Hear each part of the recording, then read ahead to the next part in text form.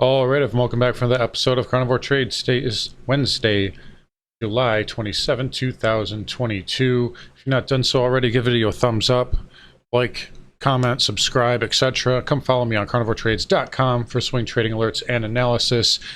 Anyways, here we've got a pretty sizable rally on our hands, FOMC day, and basically Powell said the magic words. So 75 basis points was pretty much priced in. The market already had kind of figured that was going to be the case, but it was verbiage and really about the next FOMC meeting.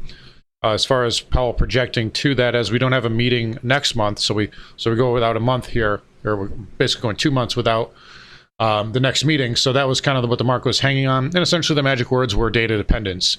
And he said that right off the bat, pretty much.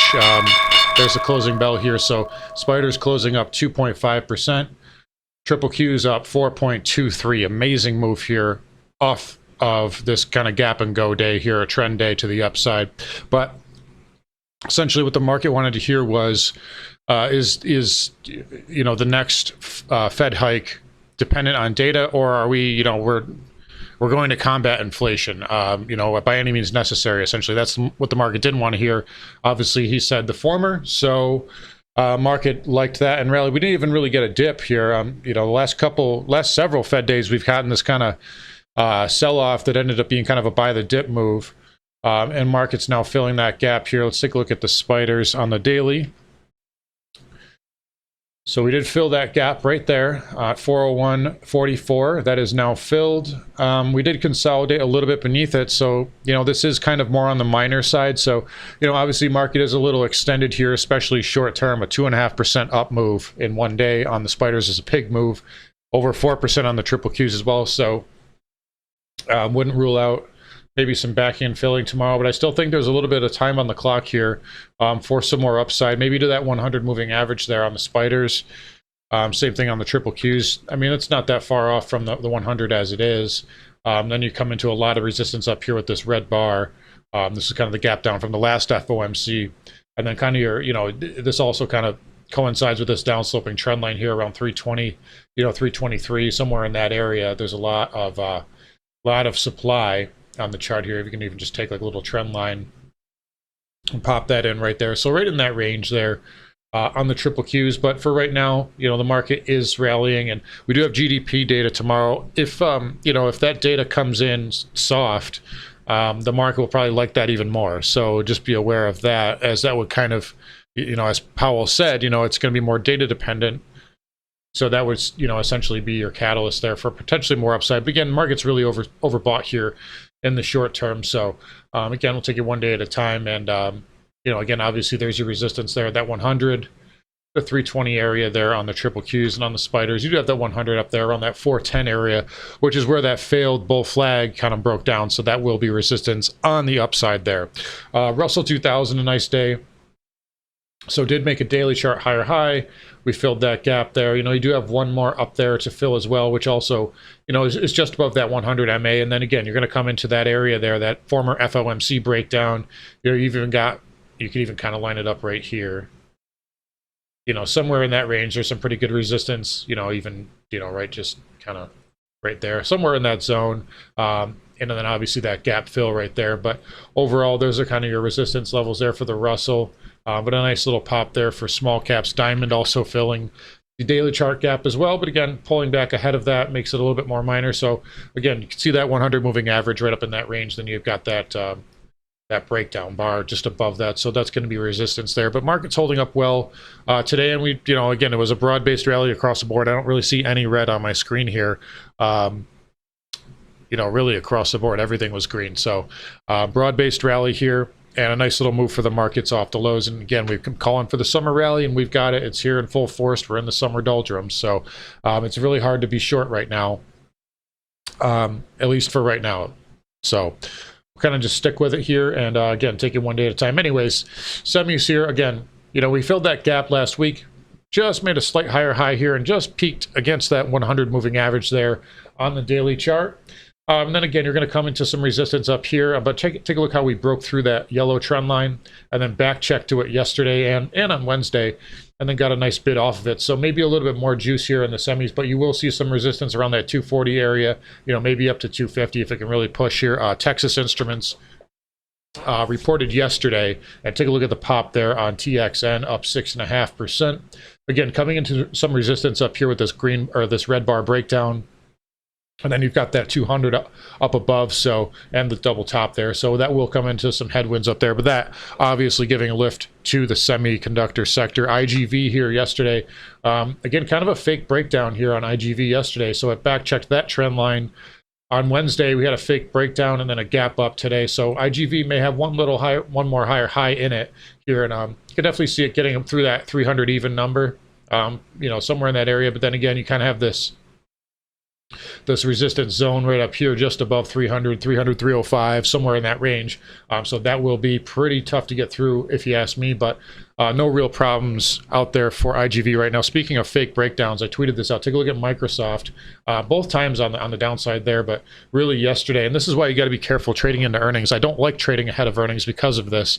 So everybody jumped on that fake breakdown yesterday and started shorting, and they just got absolutely squeezed the heck out of today. And then take a look, now we have we went from a breakdown to a breakout in one day there, and then same thing on Google. Look at that fake breakdown, textbook fake breakdown, and a huge pop. Google up 7.6% here. Nice move off the lows. You do have a little gap there on the daily chart, but a nice little reversal there for Google. Apple up as well. They report tomorrow. That made a new higher high. So that looks I do give this upside to about 160. So that would basically back test this trend line right here, and kind of coincide with that 200 moving average. But again, earnings can throw a real wrench into everything. Who knows what happens, but that is where I've got resistance right now. With earnings obviously being the wild card, and then Amazon tomorrow as well. Nice little gap fill to the today after that little pullback yesterday. They have earnings tomorrow. Maybe it can get up to that 100 moving average and back to that red bar gap window area there, right around 130. So, but yeah, again, across the board, everything in pretty good shape here. Let's take a look at XBI, biotech. A little bit of a laggard here, but this has had a nice move off the lows. It's still consolidating in a bullish manner. So again, a little bit less upside I see on the chart for this, but if everything bids, this will bid. So no real problems there. It's still consolidating inside that little channel. Dow Transport's nice little bid. We talked about the bull flag. Obviously there was no video yesterday, but we had the little bull flag starting, and then a little bit of a retrace yesterday and today. This morning kind of had a little bit of a reversal. First half hour kind of reversed to the downside. Basically kissed that 20 moving average. You got a nice lift off of that, so that could be poised. Now, originally I said 14.1 would be kind of your resistance, but you put in a nice bull flag here, so I could see it getting up to that 100. So there's your red bar breakdown. I would say the 14.1 area is now a little bit more minor. It doesn't mean it won't be resistance, but just means that you've got a good consolidation right beneath it. So, you've got a good chance to at least push through that here if the market can continue to get a bid. Anyways, TNX here. We do now have an officially triggered head and shoulders here on the daily. So we didn't trigger it last Friday. Just remember, because we closed back above it, closed above it, closed above it. Now that's triggered here, and you closed below that 100 moving average. So we'll need to see some confirmation tomorrow. But the yield curve did steepen a little bit today, so that also helped the market rally a little bit, as we see the 30-year here down a little bit less, so down just 23 basis points, whereas the 10-year was down 1.9%. So a much bigger sell-off there for the 10-year. So that really kind of helped out the bond market and helped the market rally a little bit here. 2s and 10s also came in a little bit. Not crazy, they're still inverted, but that is a little bit of a sigh of relief here for the market.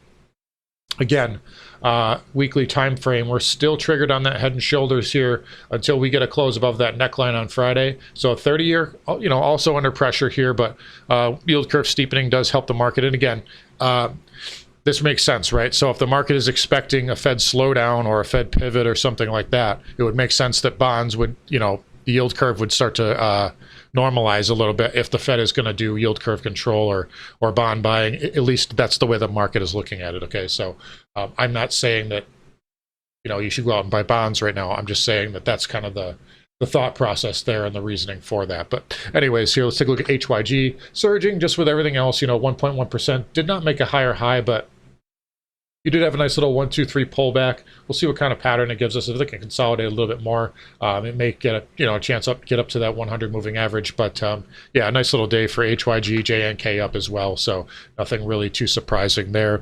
Home builders, XHB. Same kind of chart, really kind of up move, 1, 2, 3 pullback, and then a pop. We'll see if this can kind of challenge that double top area. I don't see a lot more upside in this, but a nice little move there for XHB, ITB as well. VNQ also green on the day, a little bit of a higher high. So again, we'll see if we can get into that 96, 97 area that I said would kind of be max move there for VNQ. But again, what was I saying for weeks about this? Here's your A, B, C up, and we're starting to complete that now. We got through the gap fill and a nice little pop on VNQ, so that continues to follow through there on the daily time frame. XLF, a little bit of a laggard here, so still kind of range bound. A little bit on the weaker side. Financials are just not really participating in the rally. And again, the yield curve did pull back a little bit today, obviously, like I said, but you think that JP Morgan and some of these money center banks would be up more off of that, but still, it's still kind of near the lows. It's kind of muted here, so a little bit of a red flag there. There's Bank of America, Wells Fargo in a little bit better shape. Citigroup had a nice move on earnings. Still consolidating here, so this may want to have a little bit more upside, maybe another leg up here, maybe to that 56 handle there on Citigroup.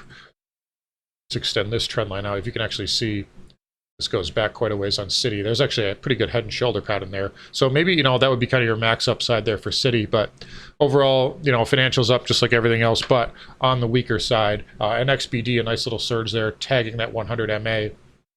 Still, I think a lot of resistance up here in this area, though, but XBD holding up pretty nicely for right now. Let's take a look at energy. So crude, up 3.3% here. Still kind of inside bar, though, so it's starting to build kind of an inside bar here on the daily. If this can't make a higher high, it may want to break down sooner rather than later. Again, you guys know my bias on this one.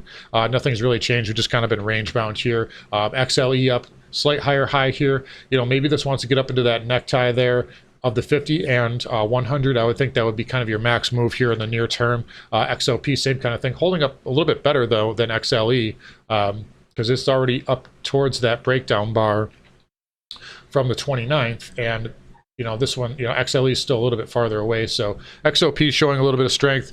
OIH, the weaker one, I don't see much more upside here. It did finally, it looks like it just got to that gap there. So finally filled that gap.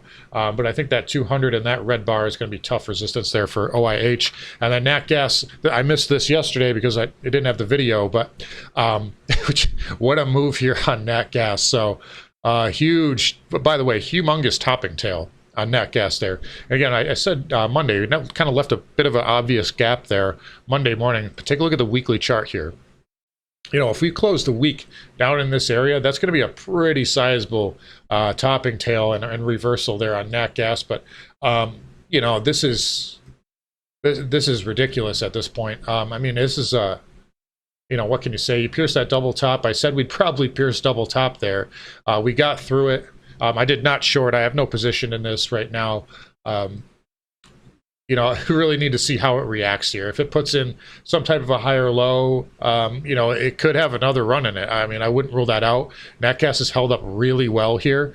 But overall, just way too extended to do anything with it on the long side at this point. But yeah, just a crazy volatility all year long here in this commodity. And obviously Europe has a lot to do with that. The EU just total disaster right now with their energy policy. But in any case, huge move. And we do have a daily chart and potentially weekly chart topping tail there on Nat Gas. So yeah, may come into a little bit of pressure here in the short term, and it is very extended. Anyways, dollar index. So dollar index for the first time may have, if this takes out this little low here, you will have a daily chart lower low, and that could indicate that the dollar is done here for a little while. I wouldn't bank money on that. It could still bounce off that 105 105.50 area and still put in another leg up. I wouldn't rule that out either. I don't really have any trade on the dollar at the moment, other than, again, it's very extended and it's parabolic, and at any point I think you could have a massive correction in the dollar. So that's just kind of my thought process on it at this point. I don't think it's necessarily over with yet, but at any point I'd be looking for a pretty good reversal. I never got a sell signal on it, even with this tail candle here, but it has pulled back in nicely, and we'll continue to monitor that, obviously. Gold here, nice move today. I don't like that you gapped up. I never like to see that, especially with a commodity, but it was a good reversal candle we got last week. I talked about that on Thursday. Nice little follow through, and now back above the 20 moving average finally. So we'll see if it can firm up a little bit here. Nice pop there on gold. Gold miners also had a nice day, negated that breakdown bar from Monday. So that is negated now. So a nice little reversal there. Let's take a look at SILJ. Yeah, nice move on SILJ. Still didn't make a daily chart higher high, but this looks poised for a move back to 10 bucks. So nice little move there for SILJ. And silver, nice pop there. Stalling out at that 20 moving average, but I think you can get through that. And if you get a close above that red bar high, I give silver the upside bias to 20, maybe 2050. So nice little pop there for silver. Platinum also green as well. Got to get above this red bar high here, and then you can really get a move on platinum. Palladium also kind of just chopping inside of that green bar from the other day. And then copper, finally, copper, yay, throw a party for copper, because we finally got above that 20-day moving average here after, just an amazing sell-off here on copper, but finally getting a bounce. Let's see if it can get up to that 3.6 area, maybe that 3.65 where that tail candle is. You'll have a little bit of supply in there, maybe even 3.8, go up to that 50 moving average. But again, copper way oversold. I still think it has one more leg down though, and then I think it'll be a time to possibly get in to that. All right, let's flip over to the coins here. Bitcoin, nice pop. So following through, everything got a bid here, everything equity related, and Bitcoin's basically just leveraged NASDAQ at this point, but got above 22,670. There's that red bar high, and then you're pulling back off that a little bit. I'd like to see a close above that. We are above it right now, just by about $100 on spot Bitcoin. So if you can get a daily chart close above that by 8 p.m., that would be very bullish here, and you got a nice little, up move, pull back, higher low, bull flag. So a nice little move there for Bitcoin. So if that can get up there and follow through, I think it can make a daily chart higher high, and maybe you can get back up to 26, 27,000. So nice little pop there for Bitcoin. Ether, same kind of thing. I talked about this last week. I said this is a nice little clean bull flag here, inside bar on Ether, and you closed above that weekly red bar high. I like that. I like when I see that. I got an inside hammer building right now. So Ether is holding up really well. And again, I'll give it the upside bias to about 1,800 right now. And if you can get through that, it can get up to 2,000. So nice little move there for Ether. Coin's kind of confirming this move and finally starting to firm up here, as they have been lagging for quite a while. But a nice little reversal there for the coins. And we'll give them the upside bias as well as the market here. Same thing with the spiders. I still think there's a little bit more time on the clock here for, a summer rally, and then we'll kind of reevaluate it as we get closer to the end of summer. Anyways, going to wrap it up here. By the way, come check out the webinar that is available for purchase. It's going to be live August 21st at 12 p.m., so that's Sunday, August 21st. Going to go over cycles and all that good stuff as well, and let me tell you, that is some of the most powerful stuff you're going to learn. I can promise you that. But anyways, going to wrap it up here. You guys take care. Thanks for watching, and I'll talk to you all tomorrow.